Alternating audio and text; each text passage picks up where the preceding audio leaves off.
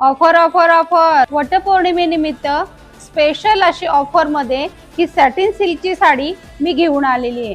तुम्ही पाहू शकता सुंदर अशी ही साडी, कॉन्ट्रास्ट अशी ही जरीची बॉर्डर, पूर्ण भरलेला पदर, सुंदर असे टसल्स, रिच असा हा पल्लू आणि याच्यामध्ये पदरच्या साड्या सगळ्यांकडेच असतात, पण युनिक अशी ही साडी पेस्टलचे कलर भरली आहे।